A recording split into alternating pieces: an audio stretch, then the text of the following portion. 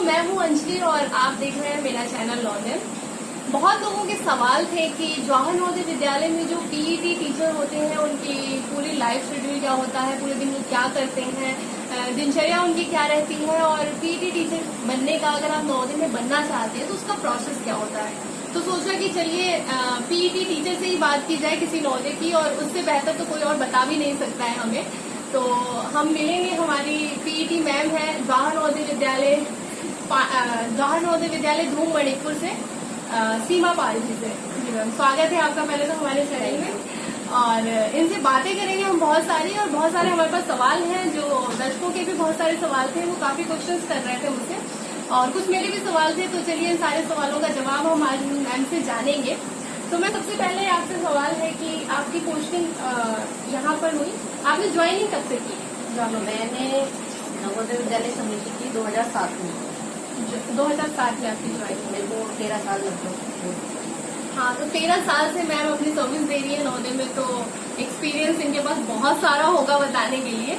तो ma'am, as a PET teacher Navodaya में आपका एक्सपीरियंस कैसा रहा? मेरा बहुत अच्छा एक्सपीरियंस रहा नवोदय में, क्योंकि मैंने प्राइवेट स्कूल्स में भी जॉब के लिए काफी अप्लाई किया, मतलब बहुत रिजेक्शन भी लिए। क्योंकि प्राइवेट स्कूल का मोटिव क्या होता है, आपको शो करना है, अच्छा शो करेंगे तभी आपके पास पेरेंट्स अपने बच्चे भेजेंगे। तो वो एज ए विजय टॉल एंडम, मतलब ऐसे चाहिए कि एक आवाज में बच्चा अंदर पहुंच जाए, चाहे नॉलेज जीरो हो या ना। और नवोदय में जो है आपके जो आपकी स्किल्स है या आपकी नॉलेज है उसको प्रेफरेंस मिलती है, चाहे आपकी हाइट कम है या ज्यादा। अगर रिजेक्शन मिलना हो तो एज ए पीटी तो हमारा कोर्स में ही सिलेक्शन ना हो। जब हमें कोर्स में सिलेक्शन मिल गया तो फिर जॉब के लिए तो जॉब की प्रॉब्लम हो ही नहीं सकती। तो परमानेंट से पहले आपने कॉन्ट्रैक्ट बेसिस पे जवाहर नवोदय विद्यालय में काम किया, कितने साल आप कॉन्ट्रैक्ट? 2 साल। तो कॉन्ट्रैक्ट उसका क्या बोलते हैं, अनुभव मेरे बहुत काम आया परमानेंट भी, क्योंकि जो आपका इंटरव्यू हुआ पीईटी का, उसमें ये पूछा गया कि आपको नवोदय में जॉब करके कैसा लगा और आप इसमें क्या चेंजेस चाहते हैं, जो चीज आपको अच्छी है। तो जनरली जो मैंने महसूस किया था उन 2 सालों में, वो मैंने वहाँ बताया, और मेरी ड्यूटी को काफी वो मिला, तो मेरे को अच्छे पॉइंट्स मिले और मेरा सिलेक्शन। नवोदय का जो सिलेक्शन प्रोसेस, अगर आप कोई आम इंसान जो टीचर बनना चाहता है जवाहर नवोदय विद्यालय में पीईटी टीचर बनना चाहता है, तो उन्हें क्या करना है, क्या प्रोसेस है, और क्या पढ़ाई है, कौन सी डिग्री चाहिए, और प्रोसेस क्या है बनने का? इसमें सबसे पहले तो एक तो आपको खेलों के प्रति रुझान होना चाहिए, क्योंकि आपका इंटरेस्ट होगा तभी आप उसमें अपना 100% दे पाएंगे। इसमें 2 तरह से आप पीईटी टीचर बन सकते हैं। एक तो आफ्टर 12th वो कोर्स होता है बीपीई, जो आज तो सभी यूनिवर्सिटीज में अवेलेबल है, और वो आफ्टर 12th आप 3 साल का एज ए ग्रेजुएशन के इक्विवेलेंट होता है। वो बनारस हिंदू यूनिवर्सिटी भी है, इधर भी है, डीयू में भी है, सब जगह है। और अगर आपने ग्रेजुएशन करनी है, चाहे बीए किया है आपने या एमए किया है या बीएससी किया है, तो उसमें आपको 1 साल आपका बीपीएड, वो भी किसी भी यूनिवर्सिटी कॉलेजेस में आजकल अवेलेबल, प्राइवेट कॉलेजेस में भी है। और इसमें फिर उसके बाद आपका ये हो जाता है, तो आप किसी भी प्राइवेट स्कूल में जैसे बीएड, ये बीपीएड आपका बीएड के इक्विवेलेंट हो गया, और इसमें हो गया टीचर बनने के लिए क्वालिफाइड कर रहे हैं। इसमें आपको सीटेट या ये जो होता है स्टेट लेवल का टेट, वो नहीं करना होता है। तो बस आपको जो आपका इंटरव्यू होगा प्राइवेट स्कूल में, और अगर गवर्नमेंट केवी में या इसमें आप नवोदय में जाना चाहते हैं या स्टेट में या डीएसएसबी दिल्ली में भी होते हैं, तो उसमें आपको सिर्फ एंट्रेंस देना होगा उसका, और फिर आप तो नवोदय में वैकेंसीज निकलती हैं? वैकेंसी निकलते हैं, एम्प्लॉयमेंट न्यूज में आती हैं इसकी वैकेंसीज, और एज ए कॉन्ट्रैक्ट भी आप उसका अनुभव ले सकते हैं, क्योंकि जिन स्कूल्स में खाली होती है जगह, तो वहाँ पे प्रिंसिपल्स लोकल न्यूज़पेपर में निकालते हैं उसकी वैकेंसी, और इनका गर्मियों में ही इंटरव्यू होता है। लोकल न्यूज़पेपर जहाँ भी होता है वहाँ पे कॉन्ट्रैक्ट की vacancy as a subject teacher जो खाली होता है उनकी भी निकलती है, और पीईटी भी खाली होती है तो। और परमानेंट की वैकेंसी जो निकलती है वो ऑनलाइन मिलती है? ऑनलाइन न्यूज़पेपर में भी आता है एम्प्लॉयमेंट में, और आजकल तो सब कुछ ऑनलाइन हो रहा है, तो ऑनलाइन ही फॉर्म भरे जाते हैं, और फिर आपका एंट्रेंस एग्जाम। अच्छा, तो ये जो टेस्ट होता है उसका प्रोसेस क्या है? इंटरव्यू से पहले कितने पेपर होते हैं? 2 पेपर होते हैं। एक आपका प्री होता है, जिसमें आपका जीएस इंग्लिश और हिंदी ये सब टेस्ट होता है, और उसमें जो क्वालिफाई करता है फिर उसका सेकंड पेपर जो मेन होता है। पहले तो डिस्क्रिप्टिव होता था, अभी मेरे को नहीं पता है कि डिस्क्रिप्टिव होता है या वो भी ऑब्जेक्टिव कर दिया उन्होंने, लेकिन वो आपके सब्जेक्ट का होता है। उसमें आपके सब्जेक्ट के क्वेश्चन होंगे, तो पहला चेक करने के बाद जो बचेगा मतलब वहाँ क्वालिफाई करेगा, पेपर जो क्वालिफाई करेगा उसका सेकंड सेकंड पेपर पेपर, फिर आपको इंटरव्यू के लिए कॉल। तो ये है प्रोसेस। अगर आप जेएनवी में टीचर के लिए अप्लाई करना चाहते हैं, पीईटी टीचर के लिए, तो ये प्रोसेस है जिसके थ्रू आप जेएनवी में अप्लाई कर सकते हैं। तो मैम जेएनवी की नौकरी के बारे में बताइए। As a PET teacher, female हम बाद में सवाल कर लेंगे, लेकिन पीईटी टीचर की लाइफ जेएनवी में कैसी है? देखो ये जेएनयू में चाहे आप पीईटी है या एज ए सब्जेक्ट के टीजीटी है, बिजी शेड्यूल है। बिजी भी ऐसा नहीं कि आप पूरा दिन आपको स्कूल में ही रहना है, छोटे छोटे टाइमिंग्स पे आपकी ड्यूटीज लगती है। एज ए पीटी मैं पहले आपको बताऊंगी कि इसमें मॉर्निंग आपका स्टार्ट होता है, जो मॉर्निंग एक्सरसाइज कह लो या मॉर्निंग एक्टिविटी कह लो, उसमें आपको बच्चों को उठाना पड़ता है। वो आपके टाइम टेबल के हिसाब से होता है। गर्मियों में अर्ली मॉर्निंग होता है 5:30 या 5:15, और सर्दियों में 6 o'clock होता है। तो ये 45 मिनट्स की एक्टिविटी होती है। इसमें आपको बच्चे को रनिंग करानी है, उठाना भी है, रनिंग भी करानी है, और फिर एक्सरसाइजेस करानी है, और आपके गेम्स की तैयारियां जो होती हैं, जितने गेम्स होते हैं आपके वो करानी है। उसके बाद आपको 8 बजे असेंबली में जाना है, वो भी आप ही की जिम्मेदारी होती है एज ए पीटी मेल और फीमेल दोनों। तो उसमें आप मॉर्निंग प्रिंसिपल्स के पहुंचने से पहले आपको पूरी मॉर्निंग असेंबली तैयार रखनी है, फिर वो शुरू होती है। उसके बाद आप थोड़ा सा रिलैक्स होते हैं, क्योंकि आपके उतने पीरियड्स नहीं होते जितने सब्जेक्ट के होते हैं। मतलब पूरा 1:30 बजे तक जो क्लासेस चलती है उसमें आपके 3 या 4 पीरियड होंगे। अच्छा, तो उसमें बेनिफिट ये है कि आप बच्चे जाएगा टाइम तो आप अपने घर रूम पे भी आ सकते हैं, क्योंकि आप कैंपस में ही रह रहे हैं। फिर उसके बाद आप शाम तक फ्री, उसमें आपकी लंच में अगर आप हाउस मास्टर हैं तो लंच में ड्यूटी लगेगी, नहीं है तो कोई जरूरत नहीं है। फिर आप अपने घर में आके खाना बनाइए, आराम कीजिए। फिर आपका गेम्स टाइम शुरू होता है 4 साढ़े 4 बजे और 6 बजे तक। जो रिमीडियल लगता है स्कूल में, यहाँ नवोदय में 1:30 बजे तक स्कूल चलता है, उसके बाद लंच ब्रेक होता है। लंच ब्रेक के बाद तकरीबन 3 बजे के आसपास, 3 बजे से 4 या 3 से 5, 4:30 तक रिमीडियल क्लासेस चलती है, जिसमें बच्चे अपने होमवर्क करते हैं क्लासरूम में आके, और टीचर से उनको मॉनिटर करते हैं, उनको पढ़ाना नहीं होता। तो उसमें आप लोगों की ड्यूटी लगती है पीटी टीचर के तौर पर? अगर टीचर्स की कमी होती है तो लग जाती है, नहीं तो वैसे वो हमारा रेस्ट पीरियड होता है, क्योंकि उसके बाद जब उससे गेम्स टाइम शुरू होगा, फिर गेम्स टाइम होता है, तो उसमें बच्चा बिल्कुल फ्री है। आपको उसको मॉनिटर करना है, जो बच्चा जो गेम खेलना चाह रहा है या आपसे किसी गेम की नॉलेज चाह रहा है, तो वो आपको देनी होती है। और जो आपके क्लस्टर वगैरह होते हैं उसके लिए आपको टीम्स तैयार करनी होती है, तो आप उस टाइम में आपको वो काम करना होता है। फिर उसके बाद इवनिंग असेंबली होती है, वो भी पीटी की जिम्मेदारी होती है। उसमें फिर सारे बच्चे असेंबल होते हैं।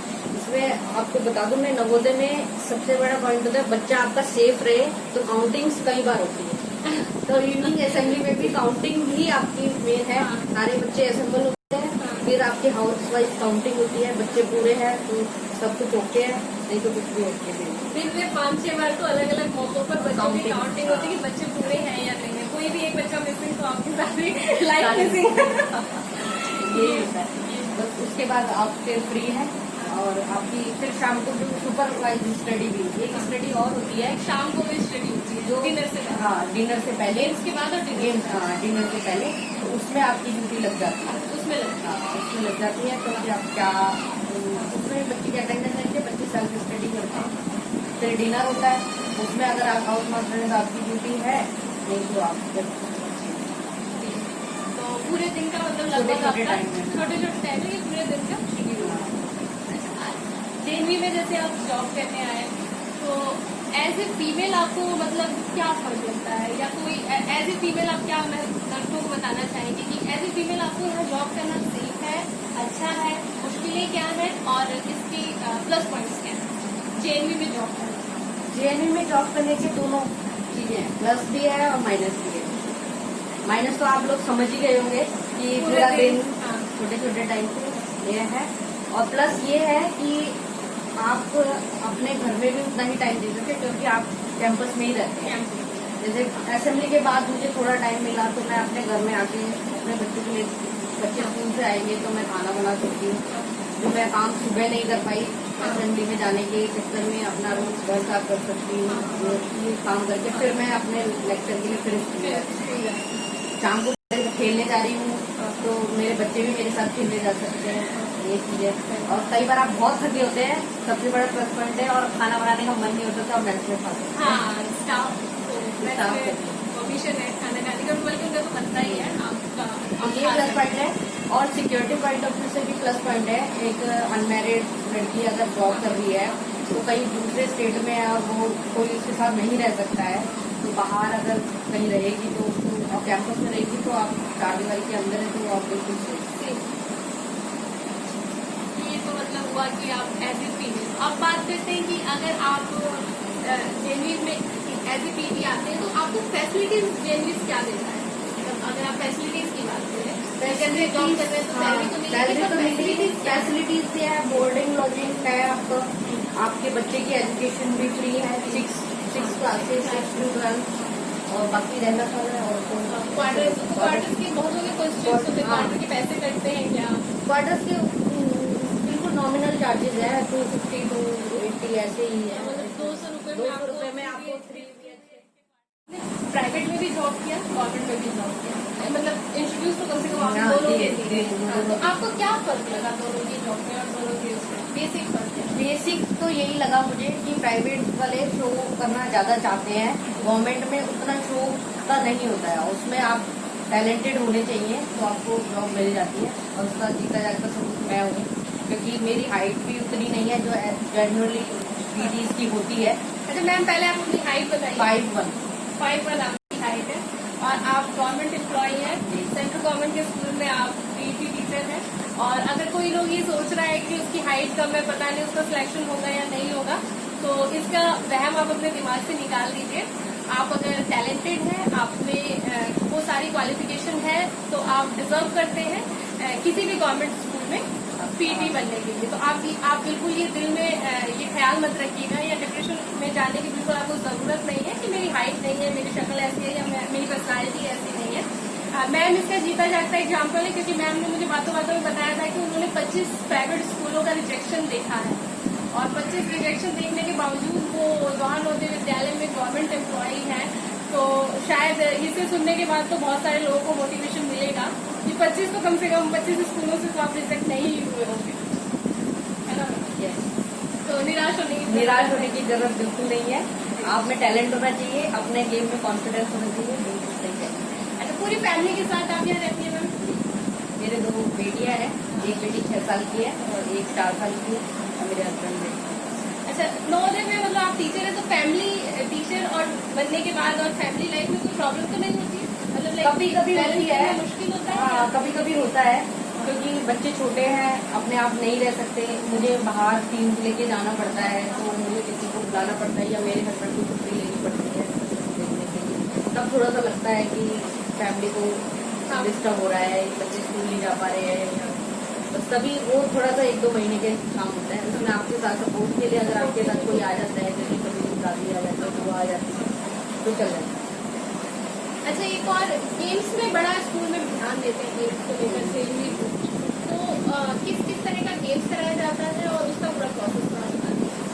इसमें गेम्स होता है एक्चुअली पूरा ऑल ओवर इंडिया में 650 के करीब नवोदय हैं, तो इनको 8 रीजन्स में बांटा गया है। जैसे स्टेट्स को बांट के, जैसे यूपी और उत्तराखंड के लखनऊ रीजन, इसी तरह Chandigarh region, Pune region, Shillong region, Hyderabad region, तो ऐसे 8 रीजन है। तो इसमें फिर रीजन्स को क्लस्टर्स में बांटा गया है। तो इससे क्या बोलते हैं, लखनऊ रीजन में 11 क्लस्टर है, तो उसमें मतलब फिर एक क्लस्टर में कितने स्कूल होते हैं? वो आपके उसके ऊपर कितने, जैसे लगभग मैं जिस स्कूल में हूँ इस क्लस्टर में अगर क्लस्टर है उसमें 11 वो डिपेंड करता होगा स्टेट कितना बड़ा है, उसमें पिछले कितने हैं, हाँ उसी पे डिपेंड करता है। तो इसमें ये आता है, आप पूरे समिति ने जो गेम्स इंट्रोड्यूस किया है जिसका सामान हमको मिलता है वो 18 गेम्स है। इसमें छोटे चेस से लेकर के और जूडो, रेसलिंग तक सब है, आर्चरी वगैरह सब है। तो वही है कि जेएनवी में 18 गेम्स है जिसपे फोकस किया जाता है। तो इसमें आपका पहले क्लस्टर लेवल पे वो होता है, इसमें आप अपने स्कूल के 4 बेस्ट बच्चे भेजते हैं। 3 कैटेगरीज होती है, अंडर 14 जिसमें 6 to 8 का बच्चा पार्टिसिपेट करता है, अंडर 17 जिसमें 9 और 10 का बच्चा पार्टिसिपेट करता है, और अंडर 19 जिसमें 11 और 12 का बच्चा पार्टिसिपेट करता है। तो अब इस उन 3 कैटेगरीज की आप एक कैटेगरी से 4 बच्चे भेजते हैं किसी भी एक गेम में जो भी आपके स्कूल में खेला जाता है या भेजना चाहते हैं आप या है आपका बच्चा। तो तीनों कैटेगरी में मिला के 12 बच्चे एक गेम में। तो ये अलग अलग शेड्यूल बनता है कि किस गेम का किसी स्कूल में कब होगा। तो हम उसी हिसाब से तैयारी करा के अपने बेस्ट 4 बच्चे एक कैटेगरी के भेजते हैं। फिर उनका सिलेक्शन हो जाता है तो वो रीजनल खेलने जाते हैं। फिर उसमें भी अगर उनका सिलेक्शन हो जाता है तो आपके रीजन यानी कि आपके लखनऊ रीजन की टीम बन जाती है। मेरा रीजन लखनऊ है, उसके बाद में लखनऊ रीजन की टीम बना के ऐसे ही हर रीजन से इसी तरह खेलकर बच्चे आते हैं। मान लिया एक टीम मेरा गेम लेती मैं हैंडबॉल लेती हूँ, तो उसमें अगर मेरा बच्चा सिलेक्ट हुआ और रीजनल की टीम में भी सिलेक्ट हो गया तो वो लखनऊ रीजन को रिप्रेजेंट करेगा, जिसमें कि लगभग 80 स्कूल है। यानी कि आपका बच्चा उन 80 स्कूलों में बेस्ट है तो वो लखनऊ रीजन की टीम में। फिर सारे रीजन एक जगह पे इकट्ठे होते हैं जहाँ पे भी नेशनल ऑर्गेनाइज होता है, वहाँ नेशनल होता है। फिर उसमें से आपकी नवोदय विद्यालय समिति की टीम बनती है जो SGFI खेलने जाती है। तो जो स्कूल गेम फेडरेशन जो सबसे लास्ट लेवल है समिति का, उसमें बच्चे को सर्टिफिकेट मिलता है, वो उसके आगे नहीं एडमिशन में लगातार 3 SGFI। अब तो लगातार नहीं रहा, अब आपके पास 3 SGFI होने चाहिए किसी भी ईयर में खेले हो आपने, उसके पास 5 पॉइंट कहीं एडमिशन में जॉब। ये प्रोसेस है। और SGFI से भी अगर आपको कोई बच्चा सिलेक्ट होता है खेलो इंडिया में सिलेक्ट तो होता आप है सीधे इंडिया इंडिया के रिप्रेजेंट कर सकते हैं। तो मतलब जेएनवी में अगर आप पढ़ रहे हैं तो एक बहुत इजी प्रोसेस है। अगर आप बेस्ट और प्राइवेट स्कूल से बहुत अच्छी फैसिलिटी मिलती है। जो प्राइवेट स्कूल खाली बॉल परचेज करते हैं, यहाँ इतने अच्छे जूडो मैट्स हैं जो इतने महंगे, मतलब महंगे से महंगा खेल भी इक्विपमेंट सब आपको बजट आता है। जैसे किसी स्कूल में हमारे पास 200 मीटर का ट्रैक भी है, 400 मीटर का ट्रैक भी है। तो गेम्स से रिलेटेड जो भी बच्चा फोकस करना चाहता है तो उसके लिए बेस्ट।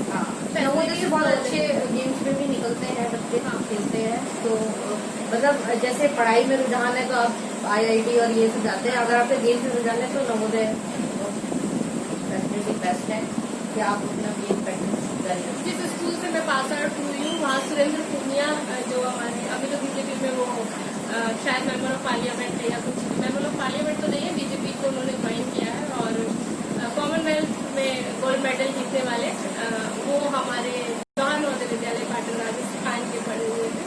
तो ये प्राउड है अगर आप अच्छा परफॉर्म करते हैं और अच्छा खेलते हैं तो आप इंडिया को रिप्रेजेंट कर सकते हैं। नवोदय ये बताता है। मैम जो भी नवोदय में अप्लाई करना चाहता है, नवोदय में आना चाहता है, उनके लिए आपको कोई मैसेज देना हो तो आप क्या देंगे? आप बेझिझक आप अप्लाई कीजिए, अपनी कोशिश जारी रखिए और मेरा आपको गुड विशेष है कि आप सेलेक्ट होंगे और आप कभी आने के बाद मेरे बताने के बाद जैसा है वैसा ही पाएंगे। तो कोई लास्ट क्वेश्चन एक बीच में बोलना था लेकिन मैं लास्ट के लिए रख लिया कि PET अगर आप ऐसे ज्वाइन करते हैं तो पे स्केल बहुत लोगों का सवाल है कि क्या पे स्केल रहता है, तो वो सब कुछ जोड़ जाड़ के फाइनल क्या मिलता है और बेसिक पे स्केल क्या होता है? बेसिक पे स्केल जो सेंट्रल गवर्नमेंट में टीचर्स के हैं वो 9334,000 वाला बेसिक पे है। उसमें 4600 का ग्रेड पे होता है और टोटल काट कुट के मिला के हाथ में आपको फर्स्ट सैलरी 50,000 तकरीबन अगर आप PET ज्वाइन करते हैं जवाहर नवोदय विद्यालय में तो 50,000 कैश कह सकते हैं कि आपको मिल जाएगा। और फैसिलिटीज टोटल इसके अलावा सैलरी के अलावा नवोदय क्या फैसिलिटी देगा? जैसे क्वार्टर देगा, खाना पीना, अच्छा और कुछ मिलता है ना अगर आप घर जा रहे हैं साल में 1 या 2 बार? हाँ, LTC भी मिलती है, होम LTC भी मिलती है। मतलब जितने भी जो सेंट्रल गवर्नमेंट के नॉर्म्स में आता है वो सब आपको मिलता है। मेडिकल भी मिलता है आपका एनुअली 5,000 का तो है ही। और बाकी आप जो पैनल के अंदर आते हैं उसमें आप कोई बड़ा ट्रीटमेंट ऑपरेशन सर्जरी होते हैं तो वो भी रीजनल ऑफिस से बात करके बिल सबमिट करते हैं। और आप चाहे तो कॉन्ट्रैक्ट पे भी अपना अनुभव इसमें ले सकते हैं क्योंकि उसमें भी सैलरी प्राइवेट स्कूल से बहुत अच्छी है। जो आजकल 4,000 और 5,000 में टीचर्स रखना चाहते हैं, इसमें आप एज ए TGT ज्वाइन करते हैं या PET ज्वाइन करते हैं तो आपको 26,000 कॉन्ट्रैक्ट बेसिस की सैलरी मिलेगी और एज ए पीजीटी ज्वाइन करते हैं तो आपको 31,000 सैलरी। आप किसी भी सब्जेक्ट में कॉन्ट्रैक्ट बेसिस पे वैकेंसीज नौकरी में निकलती रहती है, जो भी वैकेंसीज खाली हो तो आप कॉन्ट्रैक्ट बेसिस पे भी अप्लाई कर सकते हैं। और सैलरी मैम ने बताई है कि अच्छी सैलरी होती है, तो चिंता की कोई बात ही नहीं है। बेझिझक आइए, नौकरी में अपनी सर्विस दीजिए और हमारे चैनल से जुड़े रहिए। मैम अपनी बहुत सारी जानकारी हमसे शेयर करने के लिए बहुत बहुत धन्यवाद और अपना इतना इम्पोर्टेंट समय आपने दिया। तो दोस्तों इसी तरह की और